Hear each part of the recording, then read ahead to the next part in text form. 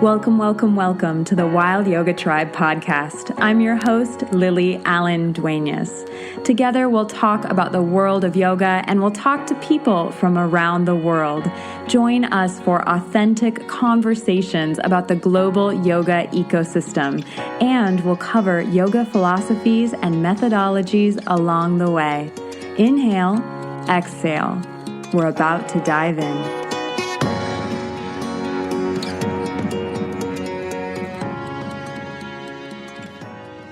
Namaste, family. Thank you so much for tuning in today to this episode of the Wild Yoga Tribe podcast. Today I'm joined by Alaa Abanomi. She is from Saudi Arabia, from Riyadh, and I am so excited to welcome her onto the show.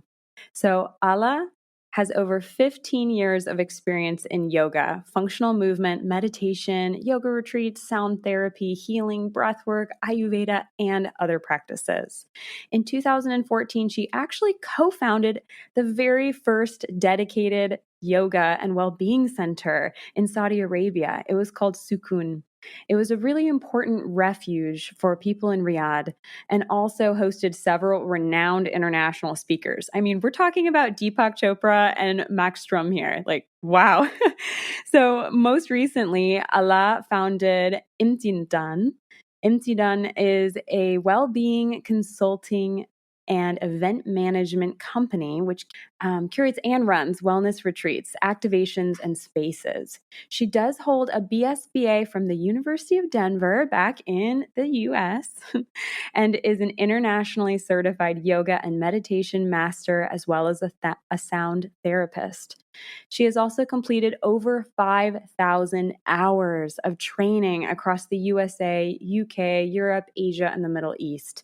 Alaa is now based out of her home city of Riyadh in Saudi Arabia.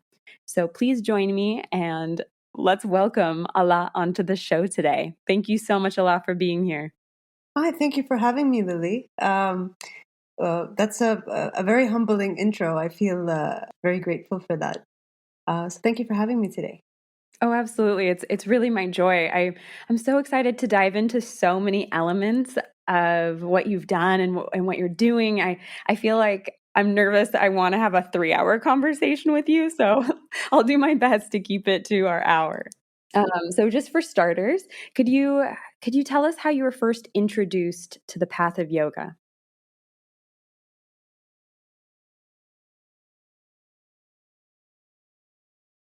Felt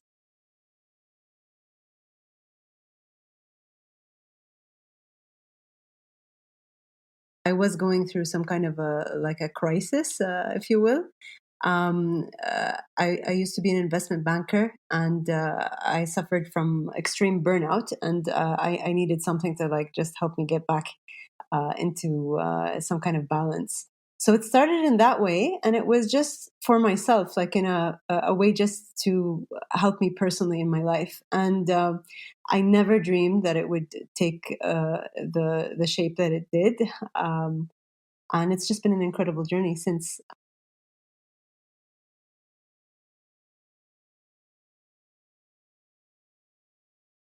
And it's just this big ocean of knowledge and wealth of information. And as you know, it's an ancient system. So, and it's only not only tied to one area in the world. Like it's like a thread that you keep pulling, and it's like a big ocean of knowledge. So yeah, then it turned into some kind of a career, and this is how we're here today. So what was it like opening the first yoga studio in Saudi Arabia?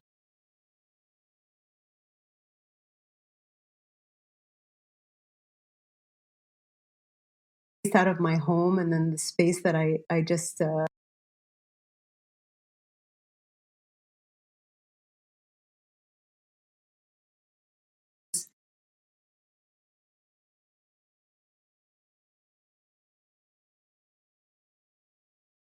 start thinking of creating some kind of a public space. And at the time, yoga wasn't mainstream. It was kind of fringe, and it was a little bit weird. We felt like we had a way to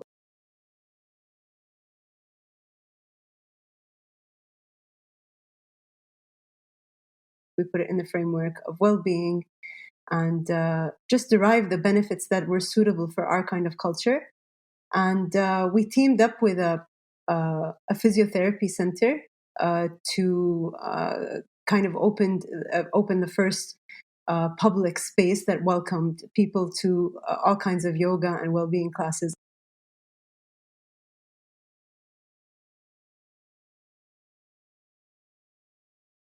Did face some challenges in terms of people not understanding what it was. Like, we had to educate them.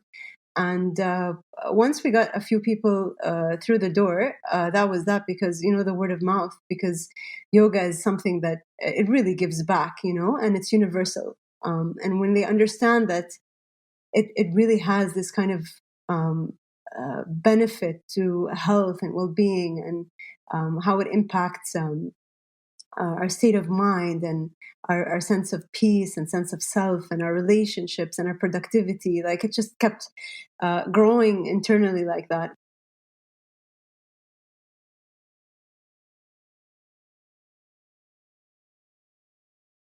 Studios opening up. And I believe, so this was maybe in 2014, 15.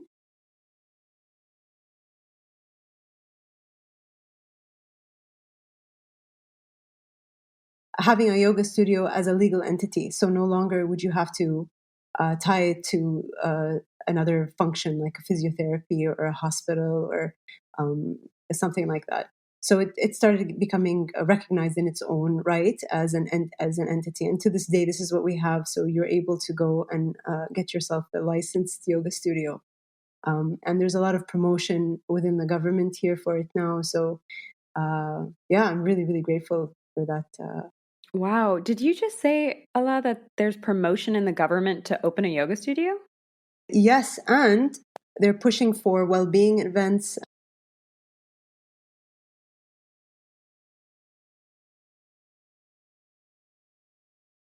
Like in the country, well-being is like a center stage. So yeah, and we're doing something now in a beautiful location called Al Ula, with this company that I have, Imtinan, and we're running. We're doing it now, and we've done it before. Actually, in February, we had a full season, so it was 60 days, where we were funded by the government to produce and offer well-being activities for visitors. And it was marketed by the government. It was on their website. Specifically, it was the Royal Commission of Al Ula. And it was just beautiful to have that kind of support and attention. Yeah, there's a lot of stuff they're doing. It's not just only with us. I can see it across the board. Well-being is center stage.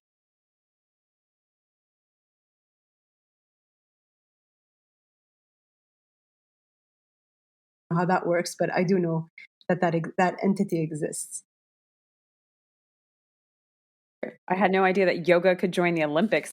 I think that seems almost counterintuitive to me, because if it's going to be like who can do the deepest back bends, or if it's going to be competitive in some way, it just, wow, I can't really wrap my mind around it.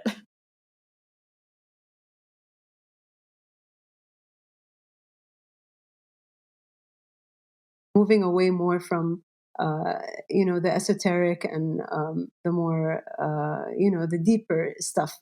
So they want you to feel the physical benefits, and then you figure out the rest of the stuff on your own.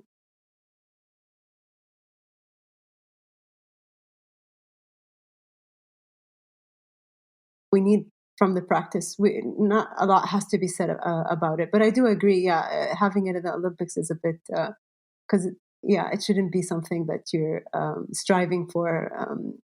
Physical perfection or anything like that. It's an internal practice. I do agree with what you brought up.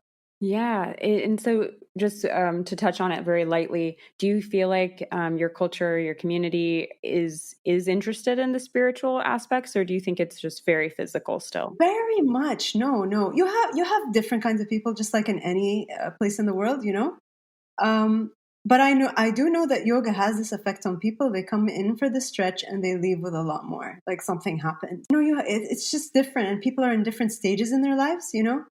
Um, yeah.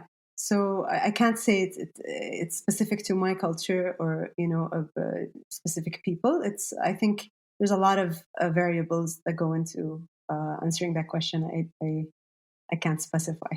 Totally fair. I understand there's a million variables, a million different types of people. It's going to be the answer for every country completely, but I appreciate kind of that broad brushstroke answer that you do see people really starting to come with maybe more questions for you or do some seeking on the spiritual side or on more of those subtler levels, not just the physical. So that's just exciting to hear, I think. Yeah, and they usually do come.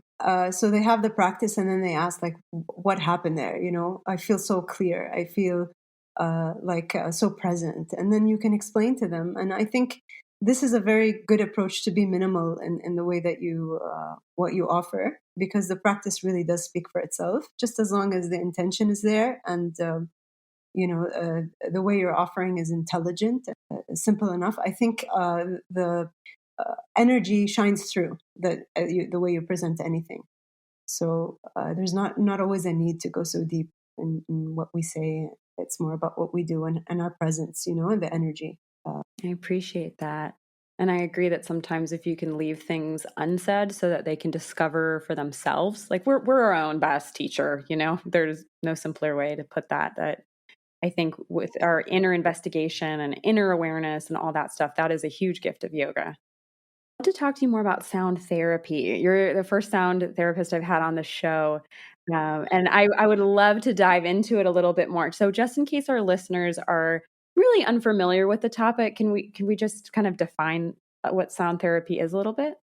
All right, this is very close to my heart. I started with yoga in my well-being journey, but I think earlier on, as a child, it's music that really got my heart. So I found a way to combine the two, and what it means to me, if I call it sound therapy because there is a therapeutic effect of sound, and we can all agree on this. I mean, when you hear beautiful music that's composed in a specific way, and when something is harmonious versus when something's dissonant, and vibrations are what we are essentially. Like if you ask Nikola Tesla or a quantum physicist, they'll tell you that it's wave and particle, and then there's space in between, and it's just elegant.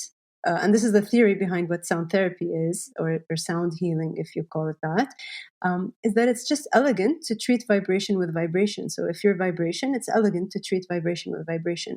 So if there's an imbalance in the vibration or the frequency of your body, get a stronger, harmonious frequency that can help put it back into balance. And it's natural. I mean, children, when babies, like they hum and they respond to music and they dance, we all feel it. So yeah, this is just in essence how we use sound to elicit transformation. We can entrain our brains.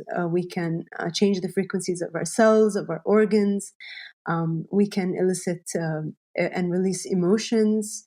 The most important aspect of sound therapy for me is changing brain states. I mean, maybe right now we're in focus, and we're having this discussion in this call, and we're focused. So maybe our brain waves are in beta or high beta or something like that.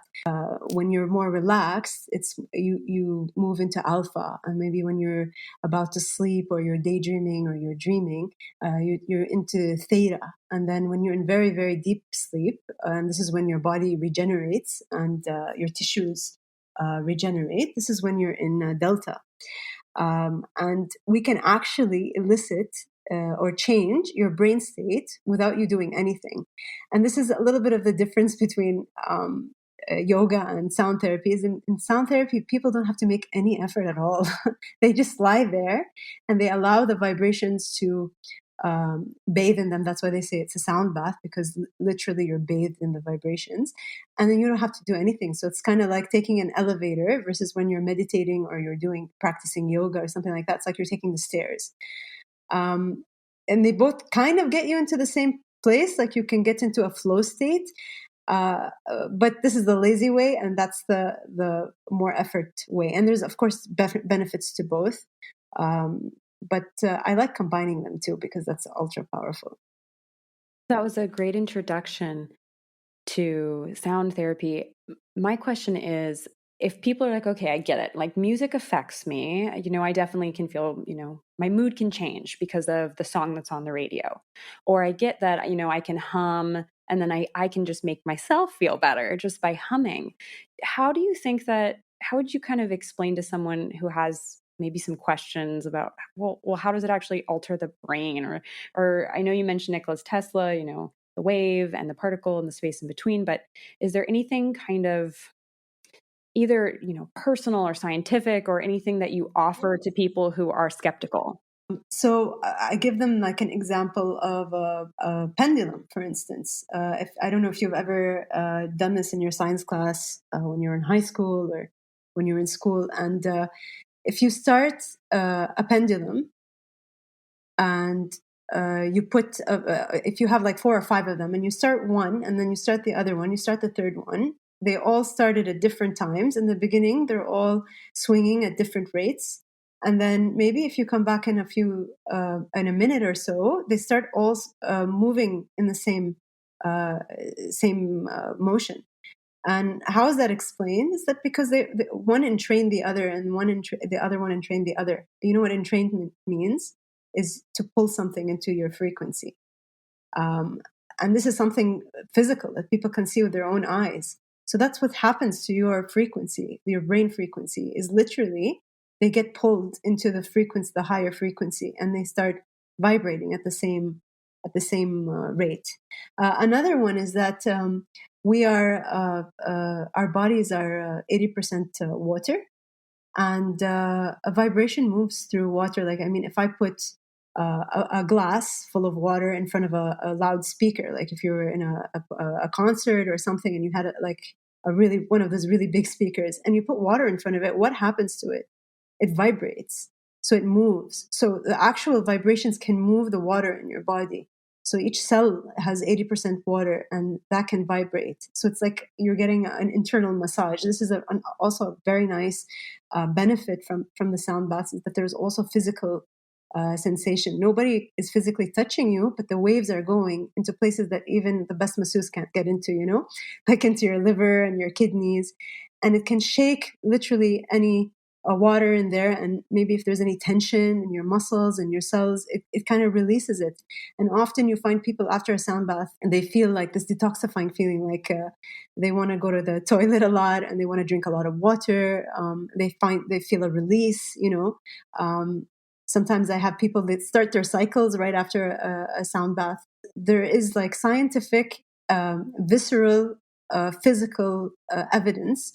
And if you research it, I mean, it's there. There's also a science called cymatics, where you see the effects, how sound can change matter, or actually move matter. And when you have sound that's like harmonious, the shapes and the patterns are harmonious. And when it's dissonant, it's not. I think it was Mizuru Emoto, or Dr. Emoto. Let's just call him Dr. Emoto. And he did research on the effects of vibration on water. And if you froze it and you crystallize it, it would form harmonious versus disharmonious shapes based on what sound and what words were being, and intention you were using on the water. So that's really interesting. There's a lot of stuff out there. And I know, I mean, even if you think of like something like an ultrasound, what is that? How can it know what's inside your body?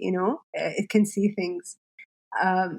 Sound is amazing. It's been there since the dawn of time. And I think, in most religions and theories about how the world began, it's always been sound, the Big Bang, or at first then there was the Word, and then the Word was with God. There's a sound, and then the world was created. So this is something like, if we just dig, it's just a very intricate part of our lives, and sometimes it's just common sense. The science is there when we look at it, but it's also just really common sense. And I have not had anybody in a sound bath that doubted that there was an effect. There is an effect. If the session is done in a way that, of course, there's specific ways to do things. It's not like haphazard. you have to be trained. You have to understand how to use different frequencies. Even in music, a beautiful song that really affects you has a dissonance, and then it has harmony. And the same way in a sound bath, there's a way to generate the frequencies. There's specific notes and things like that to use to give specific effects. So it's like this whole thing. And I have books and books about theories and research, and as well, we can talk about this for a very, very long time. But yes, there is scientific things, and I think just um, entrainment for me is a big thing. And the physical effect of vibration on water, that's another very big thing. So this is usually what I mention to people in the beginning of a session. And really, that's kind of, it convinces them. It's enough, you know? Absolutely. I read the book, The Hidden Messages in Water by the author that you referred to.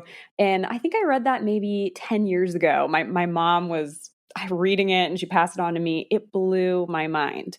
It just, I couldn't even, I mean, I'm stuttering right now, but I felt like, oh my gosh, like water is so sensitive to sound. And just by, as you said, these ice crystals could be either beautiful or it could be just gloppy and mushy and really disharmonious just based on the sound that they were exposed to. Even kind words, as you said, kind words versus negative words. And so much of our body is water. So that convinced me a lot just reading that book. If any of my listeners are interested, I'll link it in the show notes because it's a short read. It's maybe 100 pages or something, but it's really well worth it.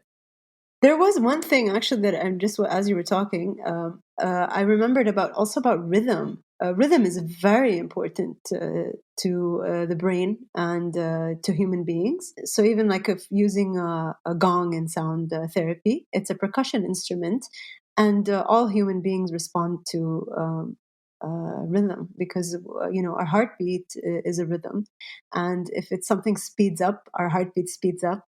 It also entrains the brain in that way. So that was something else. And usually, when I talk about the drum in any session, people get it because there is not one culture in the world that doesn't have a drum, or and uses it somehow, to celebrate or to notify or to dance to arrange. Or, there's a lot of uses for the drum. So yeah, sorry, you're just saying that I forgot. Like the drum is a big, big thing in sound. So, Alaa, do you think it's okay to do a sound therapy session on Zoom? Would that actually work? So I've seen people do that, and I've actually tried it. It's not as effective as being in the room. Number one, these sessions are about holding space, and when you're with somebody in real life, there's no substitute for that. Like a human presence. That's the first thing. The second thing, especially with a gong and like some of the singing bowls, there's something the tones they produce, they're called feeling tones because you can really feel them resonate in your body. And online something gets distorted, and you're not getting like the actual frequency particle thingies that happen when you're in the room. And I've had people say this like who have tried both, like online versus real life, especially with a gong. Also, it's very, very difficult to capture the overtones because the gongs have not one sound, they have like hundreds of sounds, and they're called overtones. And these are very, very hard to record. And even I've seen people with like really spectacular setups and things like that, still not the same as a real sound bath. But the most important thing is holding space and the human presence. I think this is the number one thing people actually, the most healing thing is, being there like a loving presence for somebody. So I hope that answers your question. Yes, thank you. It does. I feel the same way about yoga in some ways. Online yoga isn't quite a substitute for in-person yoga classes and asana practices, meditation, pranayama, but it is it still is it's a substitute that can have to function sometimes in space like in COVID times, but I do think in person is always better. You got me thinking too, Ala. Do you generally kind of advise people to be really careful what what music they listen to or what type of movies they're watching because there's so much, music and cinematic noise and stuff in movies? I do. Actually, that's such a good thing to bring up. I think sound affects us. Sound affects us. And if you can imagine yourself living in an apartment and you have like construction next to you uh, all day long, imagine how your mood would be and how you would be feeling and your stress levels versus if you're surrounded by like trees and birds and things like that, right? So sound affects our nervous system. It affects us. And I do recommend that having a healthy sound, I call it a sound diet, and it's from this book that I really love. Healing in the Speed of Sound, Healing with the Speed of Sound by Don Campbell, I believe. And that's a really great introduction to this kind of modality and to understand how sound affects us. It's a really, really wonderful book. What you listen to affects you. And I mean, what do you listen to when you're working out versus when you're sitting and reading? Or, it affects you totally. You should be mindful about what you're listening to. And I think it's really important to pay attention to silence. And this was something else that I would like to mention about sound therapy. It's all about the contrast between the sound and the silence, because in the end, this is where the magic happens. Because when you have that contrast, you will really be able to listen to the silence. And here in silence, this is the language of our soul. It's where real healing happens, where you can really, really touch your source. So, yeah, what you listen to is important, and spending time as well in silence is very important, is even more important. I'm so glad you brought up that you call it a sound diet, because I think so much that when we think about a diet, everyone always goes to food. It's just synonymous. A diet is a food diet, but we have more than one different way of absorbing.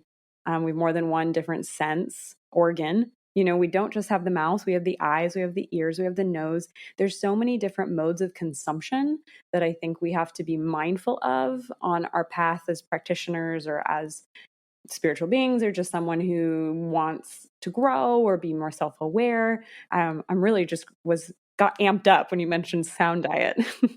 It's something really cool to do. If you maybe after this conversation, maybe next week, do an exercise every day where sit in a room in your house and notice the sounds that are in your house. Maybe it's in your living room, maybe it's the AC or the hum of the fridge or whatever. Notice what you've been living with and not aware of. And then on the next day, maybe listen to a piece of music that makes you feel really, really good. Some maybe classical music or something like this. And the next day, try see and notice how your mood is on those days. When you're more aware of your surroundings and what you're listening to, it's a way of anchoring as well to the present. It's a way of understanding yourself more. It's mindfulness, and sound is an input. So try it for a week and be more mindful of what you are putting in your ears or what you're allowing into your sense of hearing or listening. Absolutely, because I think we always are seeking escape constantly. Like any moment of silence, we grab our phone, scroll through Instagram, or anything of silence where we got to do the dishes. Oh, we should just put on a song. Let's do it to music. We, as a society, as a culture, as a world, I feel like right now we're kind of running away from silence. Yes. And why? Do you know why? I would love for you to tell me. Well, because it's just like when you get still, when you get silence, you can really see. And we're afraid of what we're going to see. We're afraid of our thoughts. We're afraid of being alone with our thoughts because we think that they can overwhelm us and overtake us because we have a misidentification of who we are. And through silence, and when you get still and when you get silent, this is a really good opportunity to really, really reposition yourself in the position of a witness rather than an object that can be touched by the overwhelming thoughts, And this is where our true power is that when we realize that we can observe, we can just observe, and we can allow things to pass, And then here's where we really try to start accessing peace, and then silence becomes a refuge. Stillness becomes a refuge. It doesn't become something we're afraid of.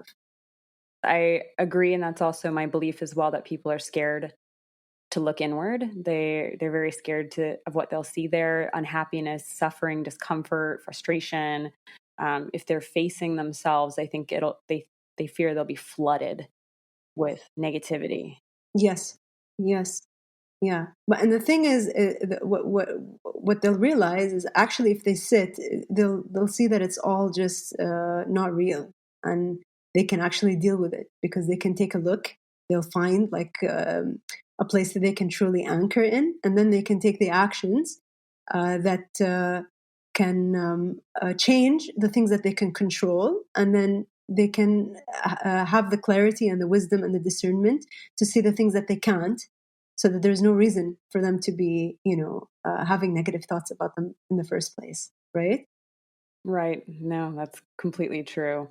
At this point, Ala, I would like to ask about how you feel that sound therapy kind of complements the yoga path, because it's not one of the eight limbs.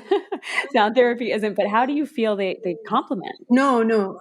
I mean, it is actually, I do feel that they're connected. So there is a whole branch of yoga called Nad Yoga, and it's about listening to silence and listening. It's about deep listening. There are books on this as well. I really love the Sufi musician called Hazrat Inayat Khan, and he has some beautiful books on this kind of branch called Nad Yoga. It's not the traditional yoga, but really, because if you're looking at what yoga is, it's about union and about unifying the body, mind, soul, understanding yourself, all of this stuff. There's so many different definitions for yoga. But how do they complement each other? There's a saying that says the top of the mountain has many paths. You can go up, and the one that's on the top can see that it can you can come up through any path and reach the same place. They can see all the paths, but you have to kind of take one path so that you can get up faster, and so you can master what you're doing. There's a really cool definition for sound baths and therapy that I like, is that it's a deep listening practice. And I think the first step in being able to listen deeply is that you have to become present. And I think this is the same in a yoga practice, is you have to be present. You have to feel what's happening in your body and your breath and things like that. So the door is the same, and you're going to end up at the same place, because it's about becoming a witness to your experience. Um, and if yoga is working on moving energy in the body, strengthening the body, aligning the spine, and expanding your breath so that you can arrange your breath so that your mind can be controlled or tamed, the sound kind of does something similar, but in different places. So the areas that the yoga doesn't get to, the physical yoga doesn't get to, or the practices don't get to, that the sound gets to. So it's really nice to do one after the other or together.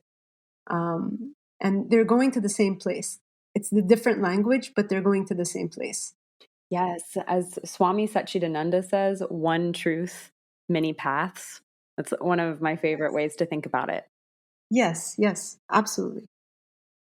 So, Ala, I know that you have this amazing wellness consulting and event management company, Imtinan. I would love to hear more about it, about these retreats that you create, these activation spaces, and also what really inspired you or like made you feel called to create this. Yeah. So after opening a yoga studio, I kind of lost my spark, because it became more about managing than the practice itself. So I closed it in 2018, and I wanted to explore, have more freedom with my time, and not just stick to just yoga. I wanted well-being to be it, because it's this broad thing. And I wanted to explore more things in different places and travel around. So we started with doing some retreats, because we do have a big community in Riyadh. And they wanted to have these deeper explorations, not just a class or two or a workshop. They wanted to go somewhere and really, really immerse themselves in a full program where they can come out and feel transformed. And one of the things I really love doing is curating such things, like finding people that I would like to learn from or benefit from, and create the most magnificent experience so that I would want to attend and that other people would want to join me in. So it started like that.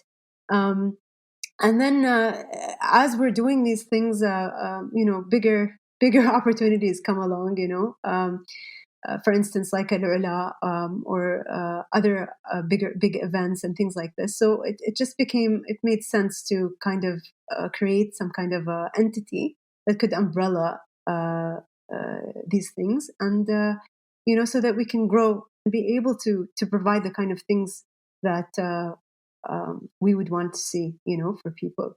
So that's how it started. It came right before COVID hit. This was the idea was there, and then during COVID, it became even more apparent that such an entity really, really needed to exist. And right after we had our quarantine, here's where the government asked us to create some kind of event for them in this really beautiful place. What I felt was during quarantine, we were so stuck to our screens, and our eyes needed a break. And since I love sound so much, we created like this idea that we do like the sound sanctuary in the middle of the desert, really beautiful. And and then here, when these ideas are coming around, this is when the company really started to pick up. So and I have a really, really wonderful team of colleagues and peers that are interested and believe in this. And we really, really focus on quality. It's not a commercial thing at all. We choose what we do very, very carefully, and it has to have a purpose, and it has to be authentic, and it has to have some kind of social responsibility aspect where we're giving back to our community, and it has to make that kind of sense, or we don't do it. Like, it's not at all something we're like not trying to churn out products or events or things like that. They're just inspired by what we believe in, and what we would like to see, out there for people. So an imtinan actually means gratitude. And we chose the name because we were just really grateful to have our practices and to have the disciplines that were benefiting our lives during this difficult time for everybody, in this transitional period for the whole world. And we wanted to give back. And what we believe is that the energy of gratitude, it humbles us, and it gives abundance. So when you're grateful, and we have this written on our board, is that a grateful heart is a magnet for miracles. And that's it. So we're just we say that the energy of gratitude moves us, and that's how we start any project that we do. It definitely sounds like you're creating these just gorgeous events with integrity that you're carefully curating to create these transformational and healing experiences for people. That's amazing that is your life's work. Wow. Thank you. Well, thank you. We try. Absolutely. So if somebody wants to check out your events or your retreats or what's coming up, what's a good way to find out what your offerings are? Okay, so I have my public account, which is the Saudi Alchemist on Instagram. I have a website as well. It's the SaudiAlchemist.com. And then for this company, so you can see our activations and our events, and it's a more bigger scale stuff. It's imtinan.com, and then we have imtinan.sa on Instagram. And there you'll be able to see, what's coming up. We have a very nice programming the next few months. We have a retreat in this newly opened resort in El Ula called Habitas. It's an international resort. I believe they have one. They have a few, but the main one was in Tulum, and it's a well-being resort. It's the first of its kind in the region, which is awesome. And then we have like some guest people coming that are amazing at what they do. We have the breath guy, Richie Bostock, coming in November as well to Riyadh and to Al Ula. And we have a very nice yoga activation happening in Alberta. So you can go stay in one of the cool hotels or caravans and go explore the farms and the historical sites. It's just really, really stunning. But yeah, they can find this and a lot more stuff that's coming in the future on our sites and our Instagram pages. Yeah. Wonderful. I will link to all of your offerings and your websites in the show notes, wherever you're listening to podcasts. Dear listeners, it'll be there in the show notes, as well as on my website, wildyogatribe.com. So it'll be easy to connect with Alaa and check out everything she has coming up. So thank you so much, Alaa, for joining me today on this episode. I feel like I've learned so much, and I hope my listeners have as well. It was just a beautiful experience. Thank you. Well, thank you for having me, and thank you for the beautiful work that you do. It's really, really nice and heartwarming to connect with yogis all over the world, and the fact that you're doing that, it shows how there is something that unites us all, and it gives also hope. It's inspiring. So thank you so much for the work that you do and for having me today. Thank you so much, Alaa. I really, really appreciate your kind words. Thank you. My conversation with Alaa Abanomi, a yoga teacher from Saudi Arabia who is also a passionate sound therapist, was so informative, and I felt like it was just truly beautiful. I hope that this conversation made you curious about sound therapy and about using sound to elicit transformation, especially altering the brainwaves. We talked about yoga in Saudi Arabia being supported and encouraged by the government. I mean, how amazing is that? And we also talked about sound sanctuaries, sound diets, silence being the language of the soul, and how yoga and sound therapy are connected. Thank you so much, dear listener, for being with us. Be well.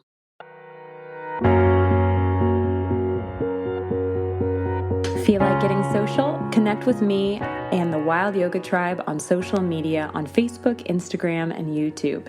Head on over to thewildyogatribe.com to tap into some pretty awesome resources.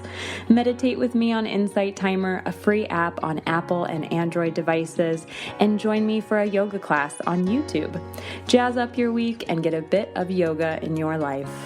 Remember to hit subscribe so that you never miss an episode. And if you feel called, please share this episode with someone that you think could benefit from it. Leaving a review would also be so appreciated. Thank you again, dear listener, for being with me. May your day be light and bright. May you be peaceful and happy and led on the right path, free of suffering and free of sorrow. Be well, dear one. Be well.